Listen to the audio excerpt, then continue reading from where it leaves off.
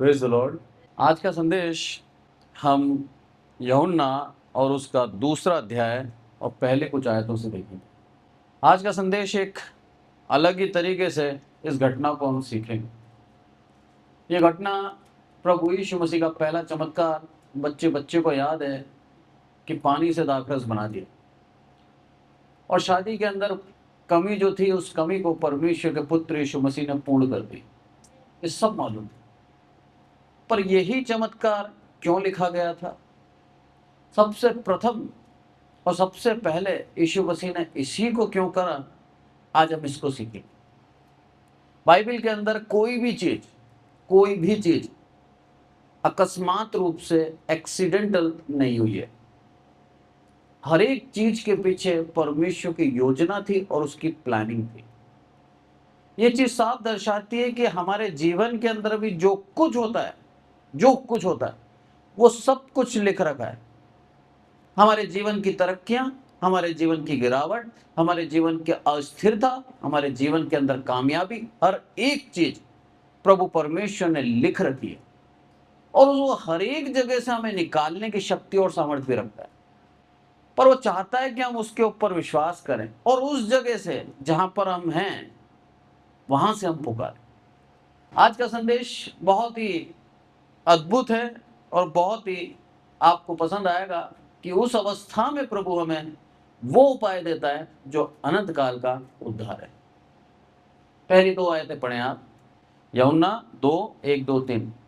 फिर तीसरे दिन गलील के काना में किसी का विवाह था और यीशु की माता भी वहां थी। यीशु और उसके चेले भी उस विवाह में निमंत्रित थे। जब दाखरस घट गया तो यीशु की माता ने उससे कहा, उनके पास दाखरस नहीं रहा। आमीन। सबसे पहले हम देखेंगे एक विवाह में गए जहां पर यीशु मसीह की माता भी निमंत्रित थी और यीशु मसीह और उसके चेले भी वहां पर पहुंचे। विवाह, आज की तारीख के अंदर विवाह एक दिन के अंदर खत्म हो जाता है। ये यहूदी परंपरा के विषय में बात कर रहा हूं मैं, और आज से लगभग 2000 साल पूरे पहले की बात कर रहा हूं। वहां पर उस समय विवाह का मतलब होता था 7 दिन का सेलिब्रेशन। कितने दिन का? 7 दिन का सेलिब्रेशन। और उस पूरे सेलिब्रेशन के अंदर सबसे अहम और सबसे महत्वपूर्ण अगर कोई चीज हुआ करती थी तो वो था दाखरस, जो प्रतिदिन हर एक निमंत्रित व्यक्ति को दिया जाता था, और ये कई दिन तक चलता था। और 7वें दिन बहुत बड़ा महाभोज होता था, और जितने भी लोग आए हैं उन वो सब उसमें से भागीदार होते थे। अब ऐसे समय में इनका दाखरस खत्म हो गया, और प्रभु यीशु मसीह काना गया है नासरत से काना की यदि दूरी बताऊं मैं तो कम से कम 8 से 14 किलोमीटर पैदल दूर गया। क्या सीखते हैं हम? जब हम उस परिस्थिति में हैं, कैसी भी परिस्थिति में, यदि हमने यीशु मसीह को पुकारा है वो हमारे पास आएगा। दूर पास कुछ नहीं देखता ईश्वर। आपने उसको पुकारा है, वो 100% आपके पास आएगा। आपने उसको निमंत्रण दिया है, वो आपके पास आएगा। ये चीज हम सीखते हैं कि यीशु मसीह कभी भी आपका निमंत्रण को खारिज नहीं करता, आपके निमंत्रण को फेंकता नहीं है, आपके निमंत्रण पर आता है। सबसे बड़ी बात, आप किसी भी बड़े व्यक्ति को अपने खाने पे बुलाएं, भोज पर बुलाएं, और वो व्यक्ति अगर आ जाए तो आप सबको बड़ी खुशी के साथ, आदर के साथ दिखाते हैं कि देखिए साहब, इतना महान व्यक्ति हमारे घर के अंदर भोज में आए, और उसके लिए द्वार पर खड़े रहते हैं कि वो आएगा, वेलकम करेंगे साहब। यीशु मसीह के अंदर कोई घमंड नहीं है, यीशु मसीह के अंदर कोई दिखावा नहीं है। यीशु मसीह को आपने जैसे बुलाया, जिस अवस्था में बुलाया, उस अवस्था में आपके पास आने को तैयार है। चाहता है वो दिल से, सच्चाई से उसको पुकारें। 100% आपके दिल में वो आएगा। जब ये अवस्था हुई, दाखरस घट गया, चौथी आयत के अंदर बहुत ही गजब लिखा है। यहाँ पर क्या लिखा है? यीशु ने उससे कहा, हे महिला, मुझे तुझसे क्या काम, अभी मेरा समय नहीं आया। ये एक ऐसी आयत है जिस आयत के अंदर बहुत विवाद होते हैं। ये एक ऐसी आयत जिसके अंदर सब लोग ये बोलते हैं कि कैसे प्रभु यीशु मसीह अपनी माँ को एक महिला करके संबोधित कर सकता है, कैसे प्रभु यीशु मसीह ये कह सकता है कि मुझे तुझसे क्या काम। ये सारी बातों को हम देखते हैं इस आयत के अंदर। पर यदि पुरानी सभ्यता की बात करें, इब्रानी भाषा की अगर बात करें, तो इब्रानी भाषा के अंदर एक मुहावरे को प्रभु यीशु मसीह ने कहा है। उस मुहावरे को यदि मैं इब्रानी में पढ़ूं तो उसको अंदर ऐसा लिखा है, महाली वलाक, मतलब ये तुम्हारी चिंता का विषय क्यों है। इसका एक और मतलब है, तेरे और मेरे बीच में क्या बात है। और महिला, जिसको अगर ग्रीक भाषा में जहां से नाम लिया गया इब्रानी भाषा के अंदर, तो उसको बोलते हैं जिनाई। जिनाई मतलब होता है मैडम या फिर एक आदर का शब्द। तो यीशु मसीह ने यहाँ पर अपनी माँ का अनादर नहीं किया, बल्कि सम्मान से उसको आदर देते हुए कहा कि हे महिला, हे मैडम, तुझे इस विषय में चिंता क्यों है। अरे चिंता करने वाला मैं हूं, उद्धार करने वाला मैं हूं, और इन लोगों की समस्या से निकालने वाला उद्धार करता मैं हूं। मैं जानता हूं क्या खत्म हुआ है और क्या है। यीशु मसीह को सब मालूम है। आज हम अगर यीशु मसीह के पास जाने के लिए किसी मध्यस्थ के पास जाते हैं तो हमारा विश्वास अधूरा है, क्योंकि यीशु मसीह खुद मध्यस्थ है परमेश्वर का, और यीशु मसीह खुद परमेश्वर है। तो मसीहा क्यों बोला गया उसको? क्योंकि मसीहा का मतलब होता है परमेश्वर और मनुष्य का मेल कराने वाला, इसलिए यीशु मसीह को मध्यस्थ बोला गया। तो आज यीशु मसीह के पास जाने के लिए मध्यस्थ की आवश्यकता नहीं है, यह आयत हमें साफ साफ समझाती है। उसने आदर के साथ बोला, हे महिला, हे मैडम, तुझे इस समस्या से क्यों लगा हुए, मैं जानता हूं। और आगे बोला, अभी मेरा समय नहीं आया है। ये चीज बहुत ही स्पष्ट रूप से प्रभु यीशु मसीह अपने बलिदान, मृत्यु और पुनरुत्थान के विषय में कहता है। बोला, वो है मेरा समय, मुझे मालूम है किस तरह से इनको उद्धार देना है, मेरे को मालूम है किस तरह से इनके लिए कार्य करना है। तो मुझे नहीं बता, मुझे मालूम है। बाइबल का वचन कहता है, प्रभु परमेश्वर को प्रार्थना करते समय मंत्री ना बने। हम कई बार मंत्री बन के बोलते हैं, प्रभु ऐसा कर, ऐसा कर, ऐसा कर। प्रभु को मत बताओ, प्रभु को समस्या दो, हल वो देगा। आज हम प्रभु को समस्या देते हुए हल भी बताते हैं, प्रभु ऐसा कर। प्रभु आपसे बहुत ज्यादा ज्ञानी, हमें हल नहीं बता, हमें सिर्फ अपनी समस्या बतानी, अपने टूटे दिल को लेके आना है उसके पास। हे प्रभु तू जोड़, हे प्रभु मुझे इस समस्या से निकाल।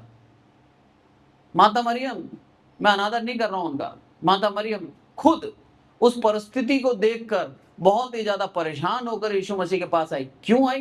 क्योंकि प्रभु यीशु मसीह के विषय में वो जानती थी। एकमात्र वही लेडी थी जो प्रभु यीशु मसीह की सामर्थ्य और प्रभु यीशु मसीह की शक्ति को जानती थी, क्योंकि अभी तक किसी ने प्रभु यीशु मसीह के चमत्कार को नहीं देखा था। और माता मरियम ने बचपन से लेकर 30 साल तक प्रभु यीशु मसीह के सामर्थ्य के कार्यों को अनुभव किया था। वो जानती थी कि ये वो है सामर्थी जो बिना पिता के पवित्र आत्मा से जन्मा है, ये परमेश्वर के संतान है। अगर इस परिस्थिति में कोई निकाल सकता है तो वो मात्र प्रभु यीशु मसीह है। यही कारण से भागते हुए, परेशान होते हुए कही, हे यीशु, इनका उद्धार कर, निकाल इनको यहां से। और ये चीज हमें सिखाती है, हमें मालूम है ना यीशु मसीह कर सकता है, तो हम प्रभु के पास आए। आज प्रभु यीशु मसीह हमारे लिए अनजान नहीं है।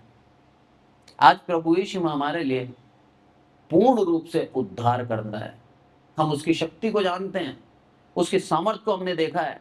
हमारे जीवन के अंदर कई अनुभव हमने करे कि उस परिस्थिति से प्रभु ने हमें निकाल दिया। तो आज हमारे लिए प्रभु यीशु मसीह अनजान नहीं। आज हम उसको पुकारें, और जब आप पुकारोगे, 100% कह रहा हूं मैं, आपके जीवन के अंदर यही चमत्कार आप पाओगे।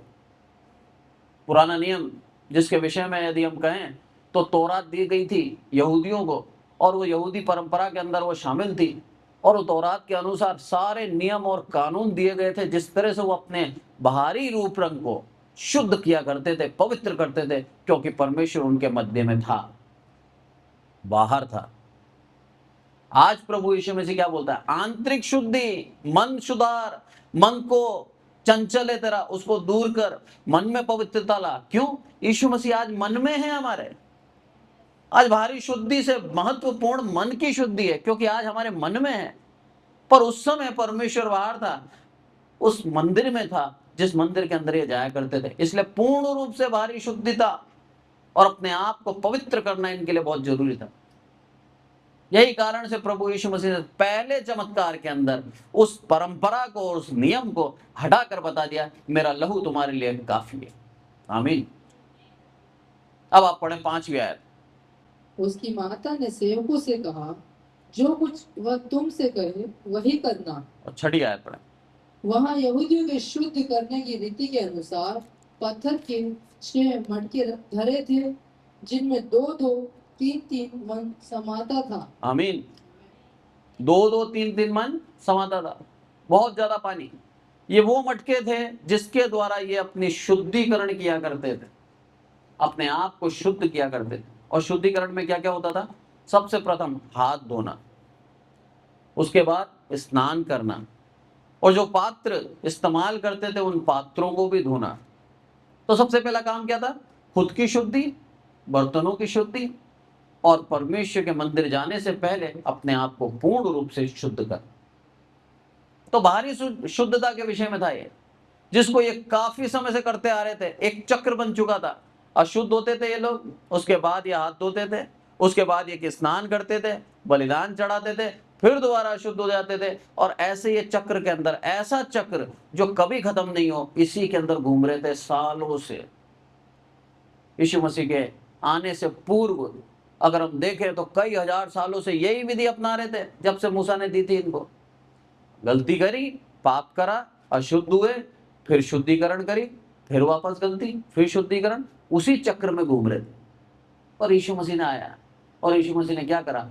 उन 6 मटकों को जो कि शुद्धिकरण की विधि के लिए इस्तेमाल होते थे, जिसमें बहुत सारा पानी भरा करते थे, उनको क्या बोला? मुंह भर दो। अब हम देखेंगे किस तरह से शुद्ध होने के विषय में प्रभु हमें सिखाता है। निर्गमन और उसका 30 का 18 से 21 पढ़े।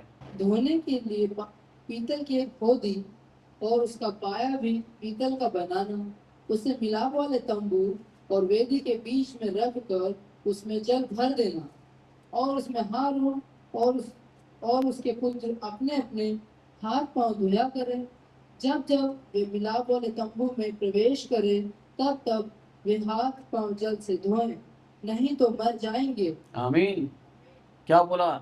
शुद्धिकरण कितना जरूरी था। अपने हाथ पैर धोएं और उसके बाद मिलाप वाले तंबू में प्रवेश करें। अगर नहीं करा तो मर जाएंगे। मिलाप वाला तंबू जहां परमेश्वर से ये लोग मिलते थे, वो मंदिर, उसके अंदर जाना है इनको। और वहां पर जाने से पहले क्या करना है? शुद्ध होना है।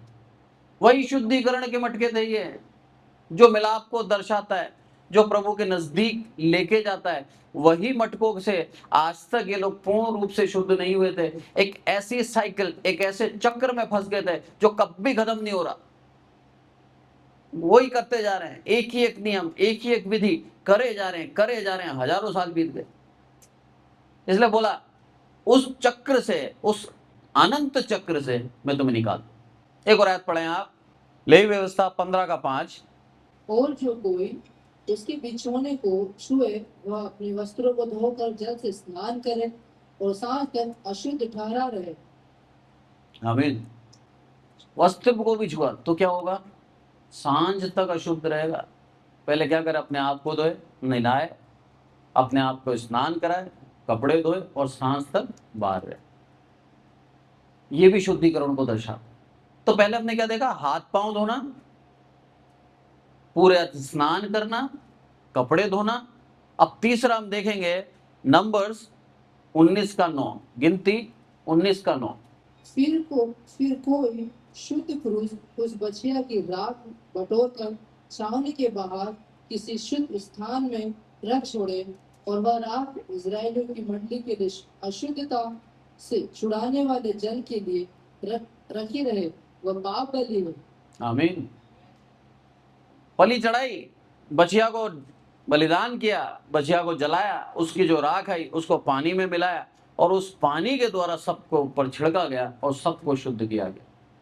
आज भी 2026, आज भी इस्राएल इसी विधि के द्वारा, इन्हीं कामों के द्वारा शुद्ध होना चाहता है, जबकि 2000 साल पहले ही बता दिया ये शुद्धिकरण की जो विधियां हैं तुम्हारी अब नाकामयाब है, क्योंकि यीशु मसीह के बहुमूल्य लहू ने तुम्हें शुद्ध कर दिया। स्नान करें, हाथ धोएं, कपड़े धोएं, अपने ऊपर उस पानी को छिड़क लें, उसके द्वारा तुम शुद्ध होते थे। ये वही मटके थे जिसका पानी इस्तेमाल किया करते थे इस तरह से लोग शुद्ध होने के लिए, पवित्र होने के लिए। आज उन मटकों की अहमियत और उस मटकों के पानी को प्रभु ने सदा के लिए बदल दिया।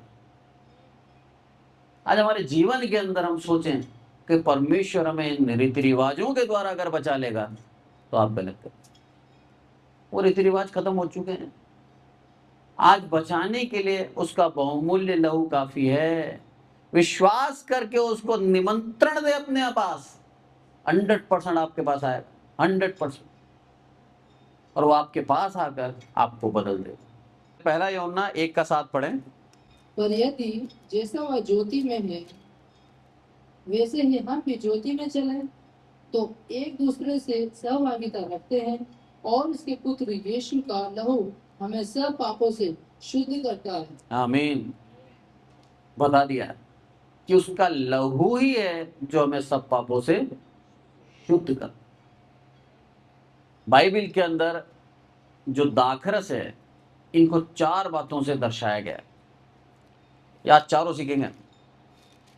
यहां पर हमने सीखा किस तरह से पानी के द्वारा शुद्ध हुए। उसके बाद हम अब ये सीखते हैं कि यीशु मसीह का लहू काफी है हमें शुद्ध करने के लिए।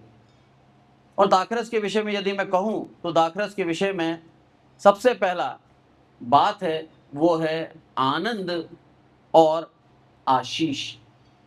दूसरा यदि हम देखें तो पवित्र आत्मा से परिपूर्ण कर देना और एक नया जीवन। तीसरा यीशु मसीह का लहू, और चौथा एक न्याय और परमेश्वर का क्रोध। इन चारों चीजों को बाइबल एक दाखरस के रूप में लेके आती। अब यूहन्ना में आएंगे और यूहन्ना 2 और उसका 6 और 7 पढ़ें। वहाँ यहूदियों के शुद्ध करने की रीति के अनुसार पत्थर के 6 मटके धरे थे, जिनमें 2-2, 3-3 मन समाता था। यीशु ने उनसे कहा, मटकों को पानी से भर दो। उन्होंने उन्हें मुंह भर दिया। तब उसने उनसे कहा, अब निकाल कर भोज के प्रधान के पास ले जाओ। और वे ले गए। नबी भी याद पड़े। जब भोज के प्रधान ने वह पानी चखा जो दाखरस बन गया था, और नहीं जानता था कि वह कहाँ से आया है, परंतु जिन सेवकों ने पानी निकाला था वे जानते थे, तो भोज के प्रधान ने दूल्हे को बुलाकर उससे कहा, हर एक मनुष्य पहले अच्छा दाखरस देता है, और जब लोग पीकर चक जाते तब वह मध्यम देता है, परंतु तूने अच्छा दाखरस अब तक रख छोड़ा है। आमीन। क्या बात बोली। उस सामान्य पानी को प्रभु ने दाखरस में बदल दिया। सामान्य पानी, जब तक हम उसको चखेंगे नहीं, हमारी नजरों में वो सामान्य पानी है, पर जैसे ही चखा दाखरस में बदल गया। यीशु मसीह भी जब तक आप चखोगे नहीं, वो सामान्य दिखेगा, सबके समान, हर एक यही बोलेगा कौन सी खूबी है, कौन सी बड़ी बात है। पर आप जब चखोगे तब आपको समझ में आएगा आपका उद्धार करता है, आपको बचाने की शक्ति रखता है, आपके पापों की क्षमा उसी के हाथ में है, वो है प्रभु यीशु मसीह। अब आप भजन संहिता में आए, भजन संहिता और उसका 104 का 15वीं आयत। और दाख मधु जिससे मनुष्य का मन आनंदित होता है, और तेल जिससे उसका मुख चमकता है, और अन्न जिससे वह संभल जाता है। आमीन। और दाख मधु कौन है? आनंद करने वाला, ब्लेसिंग, आशीष को दर्शाता है दाख मधु। वो दाख मधु प्रभु ने उनको दिया। उस काना की शादी में आकर परमेश्वर ने उनको आशीष दी, उस काना की शादी में आकर परमेश्वर ने उनको आनंद दिया। आसान बात नहीं थी कि दाखरस खत्म हो जाना। दाखरस खत्म हो जाना उस समय की रीति रिवाजों के अनुसार एक बहुत बड़ी शर्मिंदगी थी दूल्हे के लिए, बहुत बड़ी शर्मिंदगी। और लोग बाग सालों तक इसके ऊपर बात किया करते थे और सालों तक उस चीज को शर्मिंदगी उस पूरे घराने के ऊपर रखते थे। आज की तरह नहीं है कि अगर खाना खत्म हो गया शादी के अंदर तो लोग बाग भूल जाते हैं, कुछ साल में भूल जाते हैं, पर उस समय सदा के लिए याद हो जाता था साहब उसके घराने के अंदर ऐसा हुआ। और वो सदा की नामधराई प्रभु यीशु मसीह ने दूर कर, आपके और मेरे जीवन की सदा की नामधराई प्रभु दूर करना चाहता है, सदा के पापों को खत्म करना चाहता है। ये है उस दाखरस का बनाने का कारण। यीशु मसीह आज हमें चाहता है आनंद देना, यीशु मसीह चाहता है आज हमें आशीष देना, सदा की, ऐसा नहीं है कुछ समय की, सदा की आशीष देना चाहता है। और वो चाहता है कि हम उसको आमंत्रित करें, निमंत्रण दें उसको। 100% प्रभु यीशु आएगा। दूसरी एक और आयत देखें आप, उसके अंदर लिखा है मत्ती और उसका 9:17, और लोग नया दाखरस पुरानी मशकों में नहीं भरते, क्योंकि ऐसा करने से मशकें फट जाती है और दाखरस बह जाता है और मशकें नष्ट हो जाती है, परंतु नया दाखरस नई मशकों में भरते हैं और वे दोनों बचे रहते हैं। आमीन।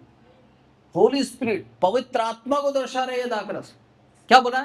नया दाखरस पुरानी मशक में नहीं भरा जाता, नहीं तो क्या होगा, मशक फट जाएगी और दाखरस व्यर्थ हो जाएगा।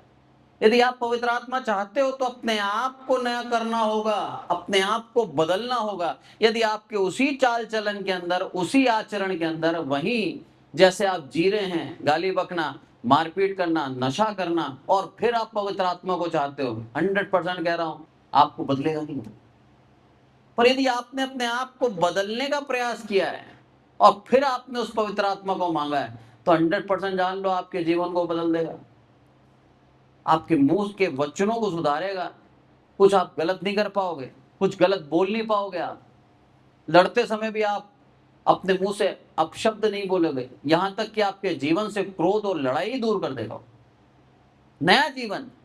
तो यीशु मसीह क्या दर्शा रहे हैं यहाँ? अरे उन पुरानी रीति रिवाजों को भूल जाओ, प्रभु यीशु मसीह के उस लहू में नया जीवन है, नई आत्मा है, वो मैं देने आया हूं तुम्हें। उस पुराने जीवन को भूल जाओ जिसमें तुम फंसे हुए थे अनंत चक्र के अंदर और उससे तुम बाहर नहीं निकल पा रहे थे। बस वही करते जा रहे हो, वही करते जा रहे हो, और लग रहा है तुम्हें कि तुम शुद्ध हो, बल्कि तुम शुद्ध नहीं हुए। प्रभु ने आपको आशीष के लिए चुना है, प्रभु ने आपको आनंद देने के लिए चुना है, प्रभु ने आपने पवित्र आत्मा देने के लिए चुना है, नया जीवन देने के लिए चुना है। इसीलिए आपको चुना है उसने। आपके दान के द्वारा आप अपने जीवन को नहीं बचा सकते, बल्कि परमेश्वर के नजदीक आने के लिए आप पूर्ण रूप से अपने आप को नया कर लें, उस आत्मा में उठा कर लें। प्रभु हमें सिखा रहा है। वो काना की शादी एक अकस्मात नहीं थी, वो सोची समझी पूरी एक प्लानिंग थी। और पहले ही चमत्कार में प्रभु यीशु मसीह ने बता दिया, मेरे लहू के द्वारा तुम पवित्र किए जाओगे। पहले ही चमत्कार के द्वारा। वहां पर जिन लोगों ने समझा उन लोगों ने उद्धार पाया, और जिन लोगों के लिए यीशु मसीह सिर्फ एक आशीष और एक आनंद की चीज थी, वो दाखरस पी के मस्त हो गए। क्या आज हम प्रभु से सिर्फ आशीष चाहते हैं? क्या आज अपने आप को बदलना नहीं चाहते? क्या आप वही अपने जीवन के अंदर चल रहे हो और बदलना नहीं चाहते, सिर्फ यीशु से आशीष ही चाहते हो? तो आज भी हमें बदलने की आवश्यकता है। आज भी हमें सच्चाई से यीशु मसीह को जानने की आवश्यकता है, क्योंकि ये बहुत जरूरी है। कई मसीहों को मैंने देखा, कई मसीहों को सिर्फ आशीष चाहते हैं, सिर्फ आशीष। जब तक आशीष मिल रही है तब तक यीशु मसीह महान है। जैसे ही उनके जीवन में परेशानी विपत्ति आई, वहीं यीशु मसीह के ऊपर एक प्रश्नवाचक चिन्ह लगा देते। बहुत खतरनाक है, बहुत खतरनाक। आपके जीवन के अंदर प्रभु आपको आत्मिकता में बढ़ाने के लिए, आपको बहुतायत की आशीष देने के लिए, आपको पूर्ण रूप से विश्वास में दृढ़ करने के लिए कई बार चुप हो जाता है। आप प्रार्थना करते रहो, प्रभु की तरफ से कोई उत्तर नहीं मिलेगा। रो रहे हो आप, दुहाई दे रहे हो आप, आपकी आंखें सूज गई रोते रोते, आप उस पीड़ा के अंदर बाहर नहीं निकल पा रहे हैं, पर प्रभु की तरफ से चुप्पी है। पर इसका मतलब ये नहीं है कि उसने आपकी विनती को नहीं सुना है। उसने आपकी विनती सुन ली है, 100% सुन ली है, पर वो आपके विश्वास को और धीरज को दृढ़ करना चाहता है। वो चाहता है कि उस विपत्ति के अंदर भी जब मैं आशीष से छीन लूं, उस समय भी इसके मुंह से धन्यवाद निकले और ये शैतान को नीचा दिखाए। अय्यूब के जीवन से सीखते हैं हम। अय्यूब के जीवन में ऐसा ही हुआ। शैतान ने क्या बोला था? अरे प्रभु तूने आशीष दे रखी है, तूने बाड़ा बांध रखा है, सब कुछ है इसके पास, आसान है इसके लिए धन्यवाद बोला। प्रभु ने क्या बोला? मैंने दिया उसके लिए धन्यवाद नहीं दे रहा है, ये मुझे अपना परमेश्वर मानता है इसीलिए धन्यवाद दे। सब ले ले तू, उसके मुंह से धन्यवाद ही निकले। अय्यूब को मालूम था परमेश्वर ने छोड़ा नहीं है। अरे सबसे बड़ा वादा है इब्रानियों के अंदर अगर हम पढ़े तो सबसे बड़ा वादा यीशु मसीह ने खुद कराया हमारे लिए कि मैं तुझे कभी नहीं छोड़ूंगा, कभी नहीं त्यागूंगा। उसने आपको और मुझे चुना है। 100% आप जान लेना, आपके जीवन के अंदर ऐसी परिस्थिति आएगी जब आपको लगेगा अब प्रभु सुन नहीं रहा मेरे पाप के कारण, मेरे विरोध के कारण, मेरे अनाज्ञाकारिता के कारण आपको बोधित कराएगा विपक्षी, बैरी, ये समझाएगा आपको कन्विंस करने की कोशिश करेगा कि यीशु ने आपको छोड़ दिया। पर आप ध्यान रहना, पूर्ण रूप से विश्वास रखना, उस अवस्था में भी प्रभु ने आपका हाथ पकड़ रखा है, छोड़ा नहीं उसने। यहां पर भी प्रभु ने छोड़ा नहीं है। वो पवित्र आत्मा से परिपूर्ण करता है। वो दाखरस हमें बताता है, बोला वो पवित्र आत्मा देना तुम्हें जरूरी है, पूर्ण रूप से पवित्र करना तुम्हें जरूरी है अंदर से, क्योंकि बाहर से शुद्धिकरण करने से तुम मन के बुरे विचार नहीं निकाल पा रहे और वो तुम्हें वापस पाप करने पर मजबूर करते हैं। इसलिए तुम्हें अंदर से शुद्ध होना जरूरी है। ये पानी के मटके, ये पानी तुम्हें शुद्ध नहीं कर सकता। मेरे लहू में वो ताकत और शक्ति है जो तुम्हें पूर्ण रूप से पवित्र करती है। इसलिए यीशु ने उस पानी को लहू में बदल दिया, उस वाइन में बदल दिया, उस दाखरस में बदल दिया, जो उसके लहू को एक प्रतीकात्मक चिन्ह दिखाता है कि मेरे लहू में वो ताकत है। यहां पर हम जब देखते हैं उसके अंदर यही है, पवित्र आत्मा से परिपूर्ण करना और आपको नया जीवन देना, पुराना नहीं, नया। बहुत जरूरी है एक नया जीवन, मसीह जीवन के लिए। इसीलिए पौलुस अपने वचन के अंदर कहते हैं प्रतिदिन नया होता जाता हूं, प्रतिदिन नया। नया का मतलब पुराना सब बीत गया, आज प्रभु में नया हूं। ऐसा बनना है हमें, नया। तब जाके प्रभु हमसे प्रसन्न होता है। और नया बनाता भी कौन है? उसी का आत्मा। तीसरी एक और आयत निकालें आप, लूका 22:20। इसी रीति से उसने भोजन के बाद कटोरा भी यह कहते हुए दिया, यह कटोरा मेरे उस लहू में जो तुम्हारे लिए बहाया जाता है नई वाचा। आमीन। नई वाचा है। पुरानी वाचा खत्म हो गई उन मटकों के साथ। जैसे ही मटके में से उस पानी को निकाला, वो पानी दाखरस में बदल गया, और वो दाखरस क्या था? यीशु मसीह का लहू। आज भी हम प्रति सप्ताह उस बलिदान को याद करते हुए उस लहू और उस देह में से भागीदार होते हैं। जो दाखरस हमारी मेज पे रखा है, जैसे ही प्रार्थना करते हैं वो दाखरस लहू में बदलता है और उस लहू में से भागीदार होते हैं। वो है नई वाचा जो हमें क्या करती है? पुरानी वाचा से मुक्त करती है और एक अनंत उद्धार हमें देती है, अनंत उद्धार। अब हम उस चक्र में नहीं फंसे हुए, अब हमें अनंत काल का वारिस ठहराता है वो वाचा का लहू, जो लहू प्रभु ने प्रथम चमत्कार के अंदर ही बता दिया। वो लहू प्रभु हमें देना चाहता है। वो आश्चर्य कर्म प्रभु हमारे जीवन में करना चाहता है कि मेरे लहू में वो ताकत है जो एक नई वाचा है। पुरानी वाचा, पुराने बंधनों से तुम आजाद हो गए हो। तो आज हमें पुराने बंधन की ओर नहीं जाना है। हम जिस भी सभ्यता से आए हैं, जिस भी समाज से आए हैं, जो भी परंपराएं हैं हमारी, उनको हमें त्यागना होगा। यहूदियों को भी बोला तुम अपनी व्यवस्थाओं को त्यागो, तब जाकर तुम क्या करोगे? मेरे नजदीक आ पाओगे। और आज भी देख लो आप, यहूदी जिन्होंने त्याग दिया वो तो प्रभु यीशु मसीह के पास हैं, और जिन्होंने नहीं त्यागा आज भी वो उसी पानी के इंतजार में है जिस पानी के शुद्धता से प्रभु ने कब का मुक्त कर दिया। आज वो पानी शुद्ध नहीं कर सकता। आज ये युद्ध का सबसे बड़ा कारण क्या है मालूम है? इसराइल ग्रेटर इसराइल बनना चाहता है, बड़ा बनना चाहता है इसराइल। और बड़ा बन के करेगा क्या? जो उसका मंदिर की जगह थी वहां पर दोबारा तीसरा मंदिर बनाएगा, और तीसरे मंदिर के सामने फिर वही विद्या पूरी करेगा जो पाप बलि के अंदर उस बछिया को, लाल बछिया को बलिदान किया जाता था। उसको जलाया जाता था और उसको जलाकर उसकी राख को पानी में मिलाकर सबके ऊपर छिड़का जाता था और उसके द्वारा वो पवित्र होते थे। आपको मालूम है 5 बछियां टेक्सास अमेरिका से इसराइल ने मंगवाई हैं, अपने पास रखी हैं, और ये समझ लो आप ये 3-4 साल हो चुके।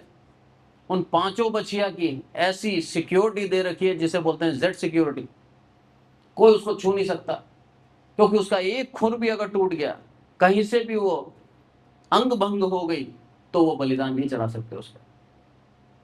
उस बच्चा को संभाल रखा है और उसका यही इच्छा है कैसे भी करके मैं उस बलिदान को पूर्ण करूं परमेश्वर के मंदिर के सामने, और मैं उसके द्वारा अपने पूरे देश को शुद्ध करूं।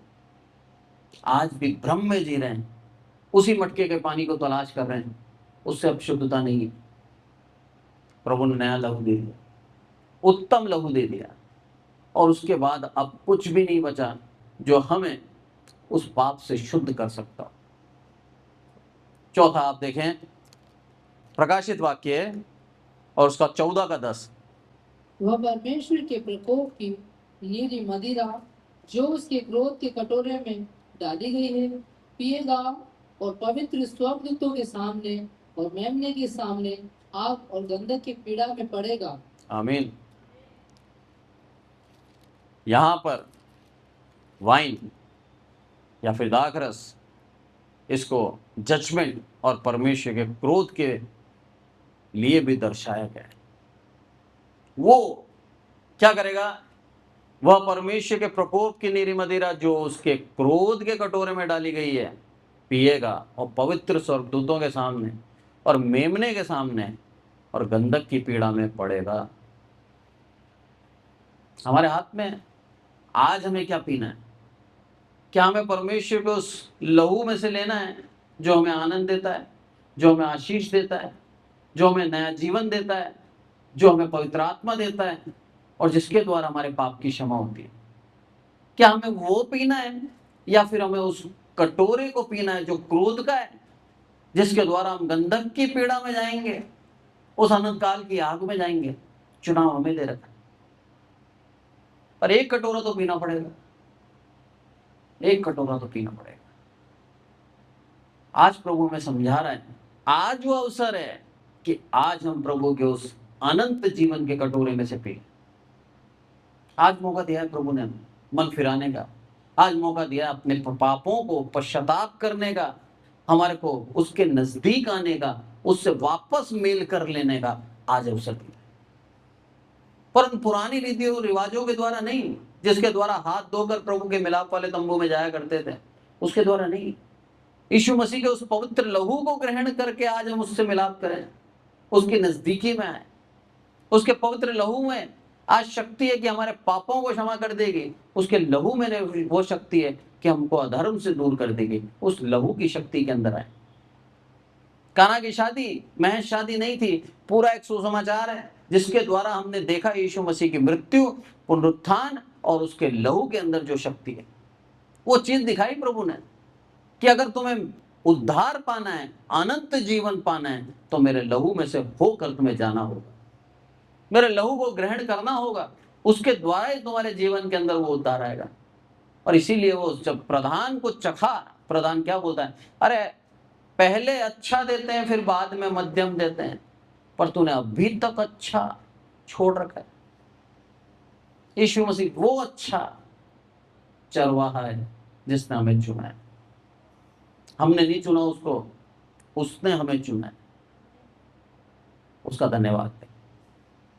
उसके उस लहू में से ले लें, उस मदिरा से बचें जिस मदिरा के अंदर सिर्फ गंधक की पीड़ा है, उससे बचें। आज अवसर दिया प्रभु ने बचने का।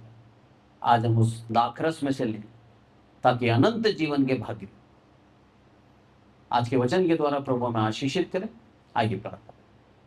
हे हमारे प्रभु, आपका बहुत बहुत धन्यवाद देते हैं मेरे प्रभु, आपकी दया आपकी करुणा के लिए। मेरे प्रभु आपकी दया करुणा मेरे प्रभु सदा आपके खोजियों के ऊपर बनी रहती है मेरे प्रभु। जितनों ने आपको पुकारा मेरे प्रभु एक भी लज्जित नहीं हुआ। जितनों ने आपको निमंत्रण दिया मेरे प्रभु, हर एक के पास आप गए मेरे प्रभु। हम हमारे पैसों के द्वारा, हमारे धन के द्वारा, आपको प्रसन्न नहीं कर सकते मेरे प्रभु। सिर्फ टूटे मन के द्वारा, विश्वास के द्वारा आपको प्रसन्न कर सकते हैं। प्रार्थना करते हैं मेरे प्रभु, यहाँ पर उपस्थित हर एक विश्वासी को आपके हाथों में सौंपता हूँ। जिसके भी दिल में बोझ है, दुख है, टूटापन है मेरे प्रभु, आप अपने आत्मा से परिपूर्ण करें और एक नया जीवन दें मेरे प्रभु। हमारे मनुष्य जीवन के अंदर मेरे प्रभु कई बार हम गलतियां करते हैं, बार बार पाप करते हैं मेरे प्रभु। इसीलिए आपने हमें एक बार अनंत छुटकारा दिया ताकि हम उस चक्र से बाहर आ जाएं जिस चक्र के अंदर यहूदी थे। बार बार गलतियां करना, बार बार शुद्ध होना और बार बार एक ही काम करना। मेरे प्रभु आपकी दया और करुणा से आज आपने हमें अनंत छुटकारा दिया है। आपका दया, आपकी करुणा ऐसे ही आपके डरवैयों के ऊपर, जो आपका भय रखते हैं, हर एक के ऊपर बनी रहे मेरे प्रभु। प्रार्थना करते हैं मेरे प्रभु हर एक उस व्यक्ति के लिए जिसके दिल में आपने दया डाली है। आपकी दया और आपकी करुणा सदा मेरे प्रभु उसके जीवन में बनी रहे। प्रार्थना करते हैं मेरे प्रभु आपका ये वचन लोगों के हृदयों के अंदर कार्य करें मेरे प्रभु, और लोग मेरे प्रभु आपके लहू की पवित्रता को जाने, पुराने रीति रिवाजों से निकलकर नई वाचा के अधीन आकर उद्धार पाए मेरे प्रभु। आपके वचन उनके दिलों के अंदर कार्य करें मेरे प्रभु। सारी आदर महिमा आपको देते हैं मेरे प्रभु। हम घटे आप बढ़े, आपने हमारी विनती सुनी इसलिए आपका धन्यवाद। यीशु मसीह के नाम से मांगते हैं, आमीन। और अब हमारे प्रभु यीशु मसीह का अनुग्रह, पिता परमेश्वर का प्रेम, पवित्र आत्मा की सहभागिता हम में से प्रत्येक के जीवन के अंत तक होती रहे, आमीन। Praise the Lord. Thank you so much.